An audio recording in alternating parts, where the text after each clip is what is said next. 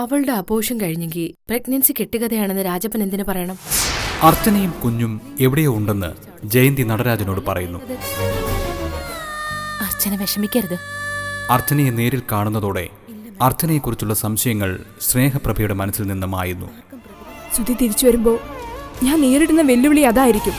കുഞ്ഞിനെ ദത്തെടുത്തത് സുധിയുടെ കുഴപ്പം കൊണ്ടല്ല എന്ന് ജയന്തി അറിഞ്ഞത് തന്റെ ജീവിതത്തിൽ വെല്ലുവിളിയായിരിക്കുമെന്ന് നിരഞ്ജന. ശബരിയുടെ സ്വഭാവത്തിൽ വന്ന മാറ്റത്തിൽ ഗീതയും നടരാജനും അസ്വസ്ഥരാകുന്നു. രാത്രിമഴ തുടരുന്നു. എന്തിനാടാ മോനെ നീ ഇങ്ങനെ നശിക്കുന്നത്? അത് പിന്നെ സുധി ഇന്നെന്നെ കാണാൻ വന്നിരുന്നു. എന്നെ തകർത്ത് കളഞ്ഞിട്ട് അവൻ പോയത്.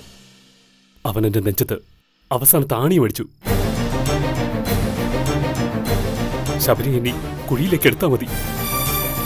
എടാ മണ്ട, അവൻ പോകുന്നത് ജീവിക്കാനാ, പിന്നാലെ അവളെയും കൊണ്ടുപോകും. നിനക്ക് നാണില്ലല്ലോടാ എന്റെ മുന്നിൽ നിന്നത് പറയാൻ. അവനോട് നീ ചെയ്ത ദ്രോഹം എന്താണെന്ന് ചോദിക്കാന്നില്ല നിനക്ക്?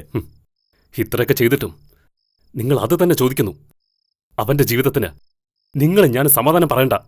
പക്ഷേ അവൾ അർച്ചന എന്ത് പിഴച്ചു?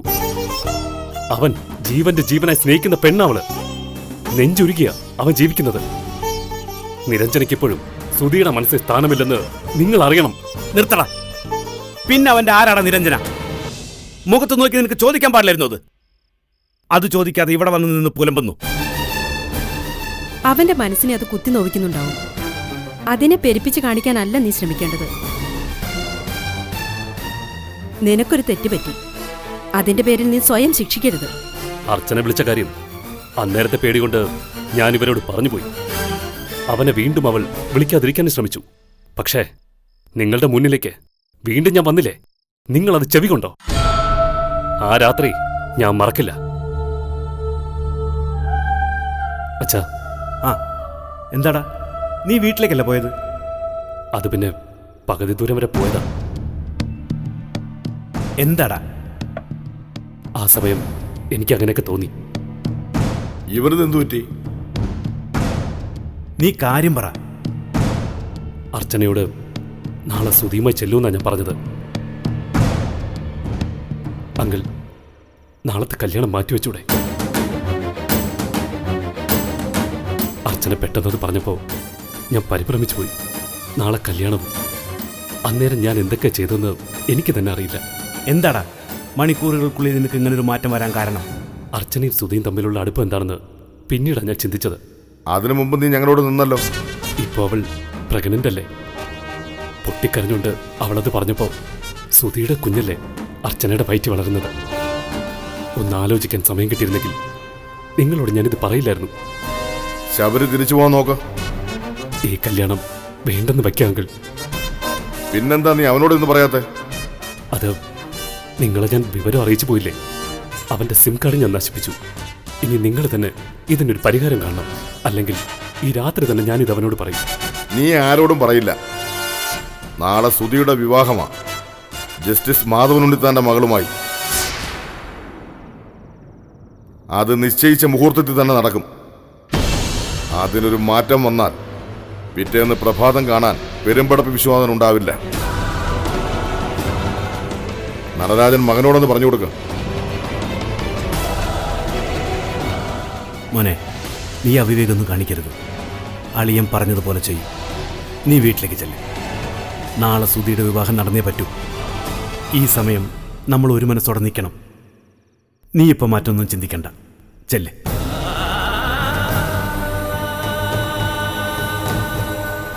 സുധിയുടെ കല്യാണം കഴിഞ്ഞപ്പോ എനിക്ക് നിങ്ങളുടെ ചൊൽപ്പടിക്ക് നിൽക്കേണ്ടി വന്നു. സുധിയൊന്നും അറിയരുതെന്ന പ്രാർത്ഥനയായിരുന്നു. കഴിവതും അവന് മുഖം കൊടുക്കാതെ ഞാൻ ഒഴിഞ്ഞു മാറി നടന്നു. പക്ഷേ ദൈവം എന്നെ വെറുതെ വിട്ടില്ല. ഇന്നെന്റെ മുഖത്ത് നോക്കി സുധി ഒരു ചോദ്യം ചോദിച്ചിട്ട് പോയി. അവന്റെ മനസ്സിലെരിയുന്ന പകയായിരുന്നു അത്. നിങ്ങളോടുള്ള കൊടുംപക. അവന്റെ പ്രതികാരം നിങ്ങളോട് ഞാൻ ചെയ്യും. അതായിരിക്കും ശബരിക്ക് സുധിയോടുള്ള പ്രായശ്ചിത്തം. കാത്തിരുന്നോ ശബരി ചെയ്യാൻ പോകുന്ന എന്താണെന്ന് കാണാൻ.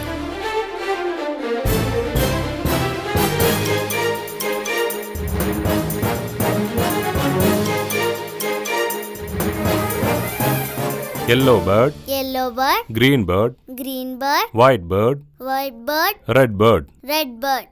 ഇത് മോളിനി എഴുതി പഠിക്കണം. ഉം? Yellow bird, green bird, white bird, ഞാൻ ഇത്രയും പ്രതീക്ഷിച്ചില്ല ഫൈസി. അർച്ചനയെക്കുറിച്ചുള്ള എന്റെ ധാരണകളെല്ലാം തെറ്റിപ്പോയി. bird. എന്തുകൊണ്ടാണ് അവൾക്ക് വേണ്ടി ഞാൻ അത്രമാത്രം പറഞ്ഞതെന്ന് ഇപ്പൊ സ്നേഹിക്ക് മനസ്സിലായല്ലോ. അവളെ ഒഴിവാക്കാനാ ഇതുവരെ താൻ ശ്രമിച്ചത്. സത്യ ഫൈസി പറഞ്ഞത്. അവളുടെ സങ്കടം നമ്മൾ കണ്ടില്ലെന്ന് നടിച്ചെങ്കിൽ ദൈവം നമ്മളോട് ക്ഷമിക്കില്ലായിരുന്നു. സുധി ഇപ്പോഴും അർച്ചനയെ മനസ്സിൽ പ്രതിഷ്ഠിച്ചുകൊണ്ട് നടക്കാനുള്ള കാരണവും എനിക്കിപ്പോ മനസ്സിലായി. സ്നേഹിച്ചു പോയ അർച്ചനയെ പോലൊരു പെണ്ണിനെ മറന്നു കളയാൻ ഒരു പുരുഷനും കഴിഞ്ഞെന്ന് വരില്ല. അവളുടെ മനസ്സിൽ ഇപ്പോഴും സുധി ഉണ്ടാവാതിരിക്കില്ല. പക്ഷേ പിന്നീട് ഒരിക്കൽ പോലും അവൾ സുധിയെ വിളിക്കാൻ തയ്യാറാവാത്തത് എന്തുകൊണ്ടാണെന്ന് എനിക്ക് മനസ്സിലാവാത്തത്. അത് സുധി വിവാഹം കഴിച്ചത് അറിഞ്ഞിട്ടാ.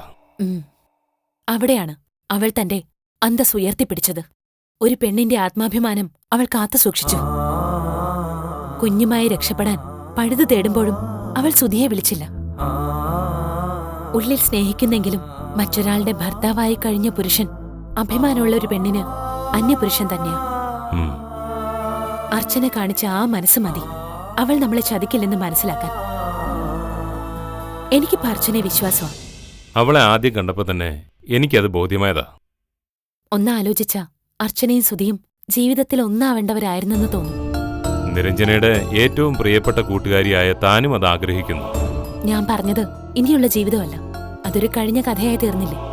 എന്ത് കഥയാ സുധിയുടെയും നിരഞ്ജനയുടെയും ജീവിതത്തിലുള്ളത്? 2 ബ്ലാങ്ക് പേപ്പറുകളാ. ജീവിതത്തിന്റെ വിരലടയാളം പോലും അതിലില്ല. അർച്ചന മറ്റാരുടെയോ ഭാര്യയാണെന്നുള്ള വിശ്വാസത്തില സുധി. അവളുടെ വിവാഹം നടന്നിട്ടില്ലെന്ന് അറിഞ്ഞാൽ അന്ന് തീരും അവനും നിരഞ്ജനയും തമ്മിലുള്ള ബന്ധം. കുഞ്ഞ് അർച്ചനയുടേതാണെന്നുള്ള തിരിച്ചറിവ് നിരഞ്ജനയ്ക്കുണ്ട്. പുറമെ പ്രകടിപ്പിക്കുന്നില്ലെങ്കിലും അത് അവളെ ഭയപ്പെടുത്തുന്നുണ്ട്. അതെ, കുഞ്ഞ് മറ്റാരുടെയോ ആയിരുന്നെങ്കിൽ സുധി അർച്ചനയും കണ്ടുമുട്ടിയാലോ അവരൊന്നിച്ചാലോ നിരഞ്ജന വിഷമിക്കില്ലായിരുന്നു. സുധി കാണിച്ച ആത്മാർത്ഥതയുടെ പേരിൽ അർച്ചനയെ കണ്ടെത്തിക്കൊടുത്ത് രംഗം ഒഴിയാൻ വരെ അവൾ തയ്യാറായതാ. ഇപ്പൊ ഞാൻ പേടിക്കുന്നത് അതല്ല. സുധി തിരിച്ചു വരുന്നതിന് മുമ്പ് അർച്ചന അവിടുന്ന് പോയില്ലെങ്കിൽ പിന്നീട് സംഭവിക്കുന്നത് എന്താന്ന് എനിക്ക് ഓർക്കാൻ കൂടി വയ്യ. അർച്ചന പറഞ്ഞ വാക്ക് പാലിക്കും. ഈ സമയം അമ്മ കുഞ്ഞിന്റെ കൂടെയുള്ളത് നല്ലതാ. കുഞ്ഞിന് മുലപ്പാല് കുടിച്ച് വളരുകയും ചെയ്യാം. സുധിക്ക് കുഞ്ഞിനെ കൊടുത്ത് അർച്ചന ഒഴിഞ്ഞു പോവെന്ന കാര്യത്തിൽ എനിക്ക് സംശയമില്ല. പക്ഷേ ആരെയും അറിയിക്കാതെ പെട്ടെന്നെങ്ങാനും സുധി തിരിച്ചു വന്നാലോ? ശരിക്കും പറഞ്ഞോ 3 പേരുടെ ജീവിതം വെച്ചുള്ള തീക്കളിയായത്. നമ്മൾ പേടിച്ചേ പറ്റൂ ഫൈസി.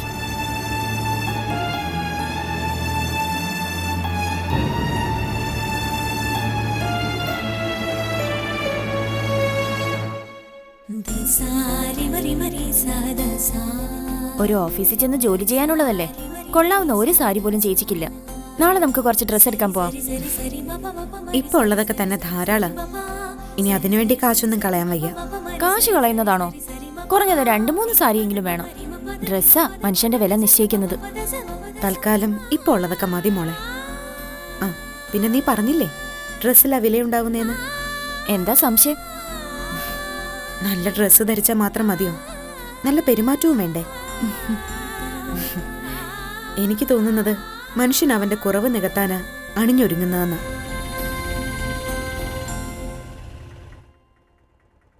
ഒരു ഓട്ടോ വന്നല്ലോ.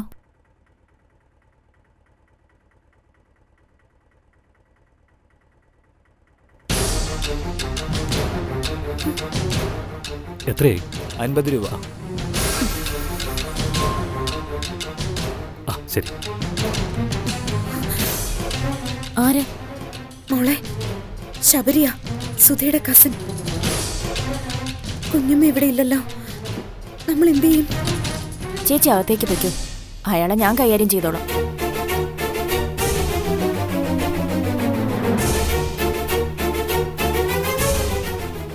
ആര്? ഡ്രൈവർ രാജപ്പന്റെ വീട് തന്നെ? അതെ. കുട്ടി രാജപ്പന്റെ മൂത്ത മകളാണോ? അല്ല, മൂത്തതൊരാൾ കൂടിയുണ്ട്, അർച്ചന. ഞാൻ ഇളയതാ.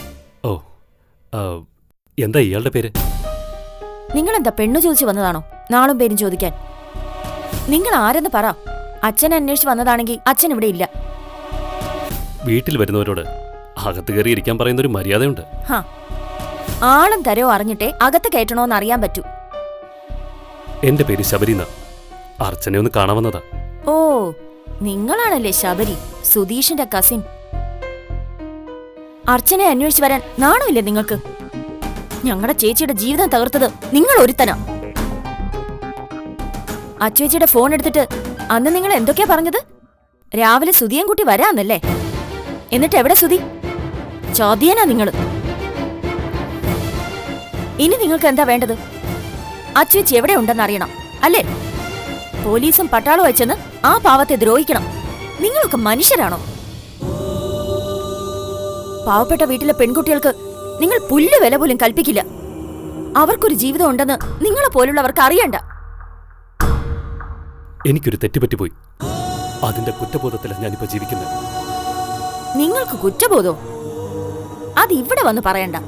ഞങ്ങളാരും വിശ്വസിക്കാനും പോകുന്നില്ല. നിങ്ങളുടെ വരവിന്റെ ഉദ്ദേശം ഞങ്ങൾക്ക് നന്നായിട്ട് അറിയാം. എന്തൊക്കെയോ വിവരങ്ങൾ നിങ്ങളുടെ കാതിലെത്തിയിരിക്കുന്നു. അതിന്റെ സത്യസ്ഥിതി അറിയാൻ SP അയച്ചതല്ലേ നിങ്ങളെ? മുൻപ് ഇതുപോലെ നിങ്ങളുടെ അച്ഛനും ഇവിടെ വന്നിരുന്നു. പിന്നെ നിങ്ങൾ അയച്ചത് കുറെ ഗുണ്ടകളെയാ, എന്നെയും എന്റെ അനിയത്തെയും അമ്മയും പിടിച്ചോണ്ട് പോവാൻ. ഇതിന് മാത്രം ഞങ്ങൾ എന്ത് തെറ്റാ നിങ്ങളോട് ചെയ്തത്? നഷ്ടം വന്നത് ഞങ്ങളുടെ ചേച്ചിക്കാ. കറിവേപ്പില പോലെ വലിച്ചു കളഞ്ഞിട്ട് പിന്നെ വന്നിരിക്കുന്നു. അച്ഛനെ ദ്രോഹിക്കാനല്ല ഞാൻ വന്നത്. ഞാൻ ചെയ്ത തെറ്റിന് ക്ഷമ പറയണമെന്ന് കരുതി. ഒരു വാക്കുകൊണ്ട് തീരുന്നതാണോ നിങ്ങൾ ചെയ്ത ദ്രോഹം? അച്ചുവെച്ച് എവിടെയാണെന്ന് മരിക്കേണ്ടി വന്നാൽ പോലും ഞങ്ങൾ പറയില്ല. അതിനുവേണ്ടി ഇങ്ങോട്ട് ആരും വരണമെന്നില്ല. വിശ്വസിച്ചാലും ഇല്ലെങ്കിലും അർച്ചനയോട് പറയണം, ശബരി മനസ്സ് നൊന്തു വന്ന് മാപ്പ് ചോദിച്ചെന്ന്. ചെയ്ത തെറ്റിന്റെ ശിക്ഷ ഞാൻ സ്വയം അനുഭവിക്കുകയാണെന്ന് പറയണം.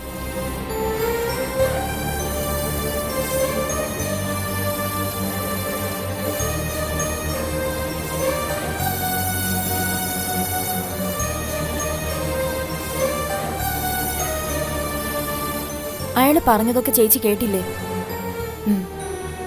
ശബരി മാപ്പ് പറയാൻ വന്നതല്ലേ? എന്തോ ഒരു ലക്ഷ്യമുണ്ട്, അല്ലാതെ ശബരി ഇങ്ങോട്ട് വരില്ല. അച്ചുവെച്ചി പ്രസവിച്ചതൊക്കെ അവരറിഞ്ഞിട്ടുണ്ട്. ഇവിടെ ചേച്ചി ഉണ്ടെന്നും അവർ മനസ്സിലാക്കിയിട്ടുണ്ട്. അങ്ങനെ എന്തേലും ആണെങ്കിൽ സുധിയുടെ അച്ഛൻ അടങ്ങിയിരിക്കൂ, ചിറ്റപ്പനെ വിളിക്കില്ലേ? ശബരി ഇവിടെ വന്ന് കുറ്റസമ്മതം നടത്തേണ്ട കാര്യം എന്താ ഉള്ളത്? അയാള് പറഞ്ഞതൊക്കെ പച്ചക്കള്ളവാ. അച്ചുവേച്ചി ഇവിടെ ഉണ്ടോന്നറിയാനുള്ള തന്ത്രം മാത്രം അത്. ചേച്ചി ഇവിടെ നിൽക്കുന്നത് ഇനി അപകടമാ.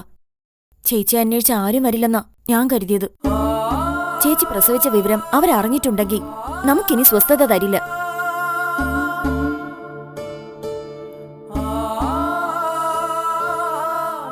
ശബരിയെ ഒരു നല്ല ആളായിട്ടാ എനിക്ക് തോന്നിയിട്ടുള്ളത്. സുധിക്കൊപ്പം ഞാൻ അയാളെ കണ്ടിട്ടുമുണ്ട്. ചതിച്ചത് ശബരിയാണെന്നറിഞ്ഞപ്പോ എനിക്ക് വിശ്വസിക്കാൻ പോലും പറ്റിയില്ല. അയാള് വീട്ടുകാരോട് ചേർന്ന് എന്തൊക്കെയാ ചെയ്തതെന്ന് ചേച്ചിക്ക് പിന്നീട് മനസ്സിലായില്ലേ? എത്രയും പെട്ടെന്ന് ചേച്ചിക്ക് ഇവിടുന്ന് പോവാൻ കഴിയണം. അയാൾ ചെന്ന് ഇനി എന്തൊക്കെ പ്രശ്നങ്ങൾ ഉണ്ടാക്കുന്ന അറിയില്ലല്ലോ. മോളെ, നീ പറയും പോലെ അല്ല. ശബരിയുടെ മനസ്സിൽ പശ്ചാത്താപം ഉണ്ടായിട്ടുണ്ട്. അതിന് പിന്നില് സുധി തന്നെയാവും. ചേച്ചി അങ്ങനെ വിശ്വസിച്ചിരിക്കരുത്. അമ്പിളി പറഞ്ഞ പോലെ ചേച്ചി ഇനി പുറത്തേക്ക് പോകുന്നത് സൂക്ഷിച്ചു വേണം. ഞങ്ങളോട് പറയാതെ ഇനി ഹിമഡോക്ടറെ പോലും കാണാൻ പോവരുത്.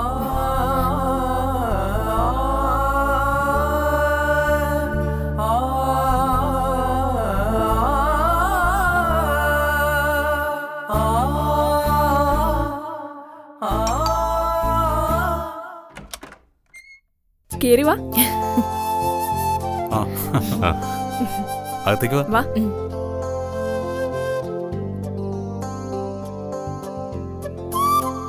നിങ്ങൾ ഒരിക്കലൂടെ വന്നപ്പോ ഞാനിവിടെ ഇല്ലാതെ പോയി. അതെ, ആ എവിടെ കൂടെ വരുമെന്ന് പറഞ്ഞ സെർവന്റ്? അത് ശരിയാണല്ലോ പൈസ. ആളവിടെ പോയി.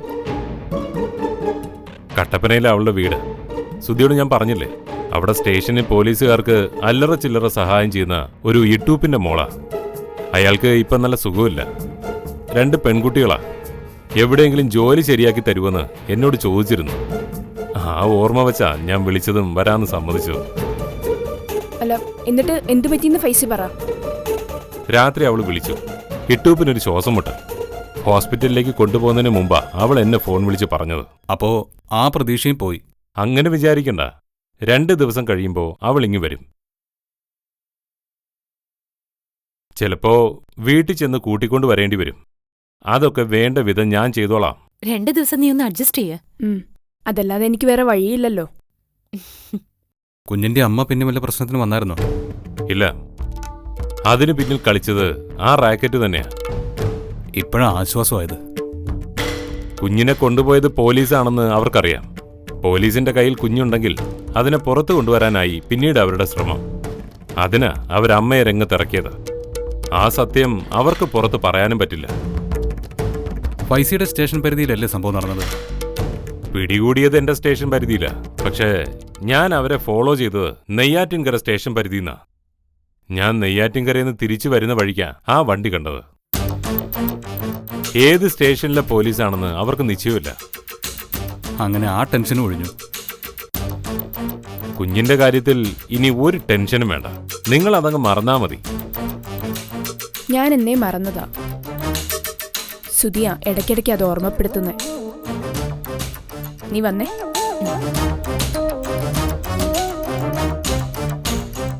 മറ്റൊന്നുമല്ല ഫൈസി, നാളെ ഞാൻ പോവും.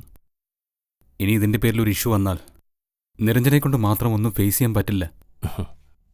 സുധി അതൊന്നും ഓർത്ത് ടെൻഷൻ ആവണ്ട. എന്തെങ്കിലും ഇഷ്യൂ വന്നാൽ ഞാനില്ലേ?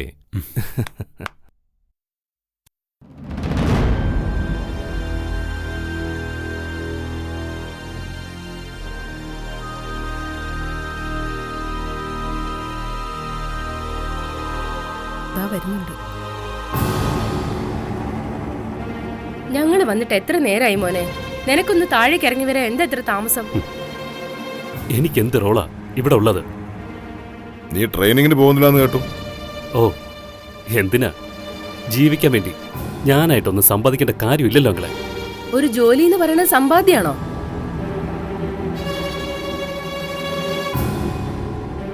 നീ ഇങ്ങനെ നടന്നാ പറ്റില്ല. നിന്നെപ്പറ്റി സുഖമുള്ള വാർത്തകളല്ല പറഞ്ഞു കേൾക്കുന്നത്. സുധിയുടെ കാര്യം നിനക്കറിയാമല്ലോ. അവൻ തല്ലുണ്ടാക്കണമെന്നും പോയിട്ടില്ല. കുറച്ച് വിഷമങ്ങൾ അവനുണ്ടായി. ഒരു പെൺകുട്ടി ജീവിതത്തിലേക്ക് വന്നപ്പോ അവൻ ആളാകെ മാറി. അങ്കിളുടെ വിശ്വാസം അങ്ങനെ തന്നെ ഇരിക്കട്ടെ. ഞാനിപ്പോ എന്താ വേണ്ടത്? അത് പറയാനാ ഞങ്ങളിപ്പം വന്നത്. നിനക്ക് നല്ലൊരു പ്രപ്പോസൽ എൻ്റെ അടുത്ത് വന്നിട്ടുണ്ട്. എന്റെ ഓഫീസിൽ ഒരാളുടെ മോളാ. പെൺകുട്ടി ഗവൺമെന്റ് കോളേജ് ലെക്ചറാ. അധികം വൈകാതെ അവൾക്ക് സ്ഥിര നിയമനം കിട്ടും. കുടുംബം എങ്ങനെ? നമ്മുടെ സ്റ്റാറ്റസിന് ചേരുവോ?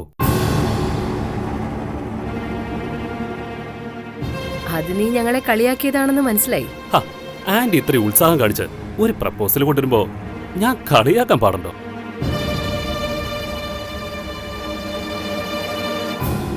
കേട്ടിട്ട് നല്ല ആൾക്കാരാ. നീ ഞായറാഴ്ച ചെന്ന് പെൺകുട്ടിയെ കാണണം. നീ ചെല്ലുമെന്ന് ഞാൻ അവരോട് പറഞ്ഞു. എനിക്ക് പറ്റില്ല ആന്റി.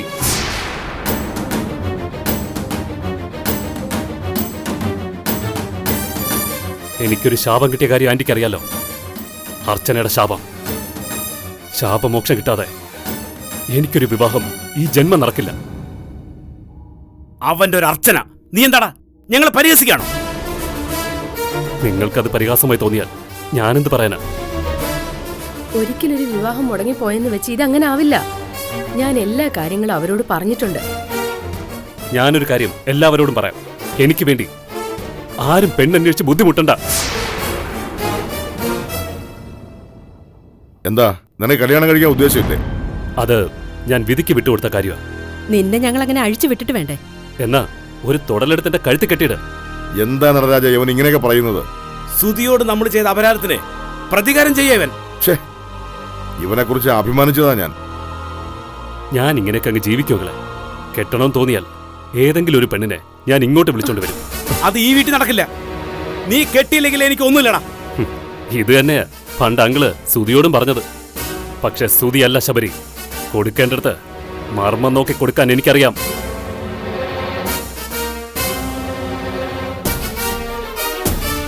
കേട്ടില്ലേ? അവനെ തിരിച്ചു കൊണ്ടുവരാൻ ആർക്കും കഴിയില്ല.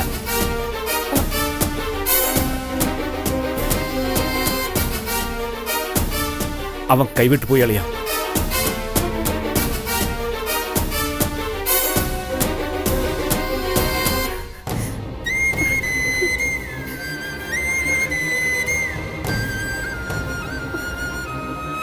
സുധി വന്നപ്പോ ശബരിയെ കണ്ടതാ കൂടുതൽ പ്രശ്നമായത്. അവൻ കണ്ടിട്ട് പോയതിനു ശേഷമാണ് ശബരി ഈ അവസ്ഥയിലായത്. സുധി എന്താ അവനോട് സംസാരിച്ചെന്ന് ഗീതയോട് പറഞ്ഞില്ലേ? ശബരി ഇപ്പൊ ഇവിടെ ആരോടും മിണ്ടാറൊന്നുമില്ല. എന്തെങ്കിലും ചോദിച്ചാൽ കേട്ട ഭാവം പോലും കാണിക്കില്ല. എല്ലാത്തിന്റെ ശിക്ഷ ഞാൻ അനുഭവിക്കേണ്ടി വന്നു. സുധി പോയ ദിവസം ബാറിൽ വെച്ച് തല്ലുണ്ടാക്കിയത്.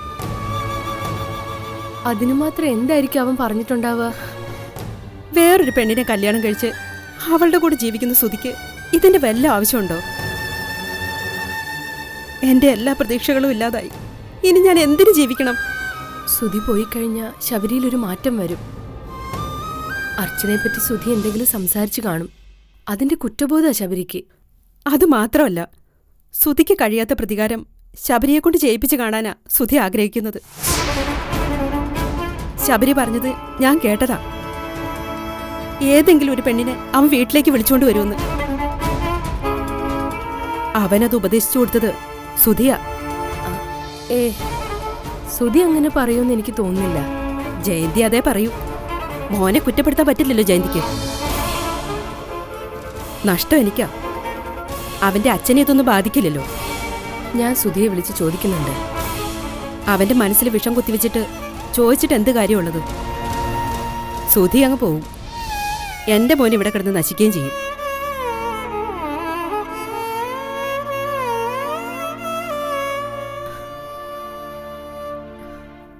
ജയന്തി ക്ഷമിക്ക്.